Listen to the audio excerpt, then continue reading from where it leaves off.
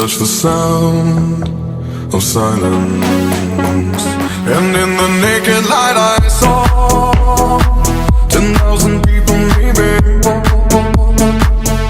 People talking without speaking, people hearing without listening, people writing songs that voices never share, and no one dared disturb the sound of silence. Fool said, you do not know.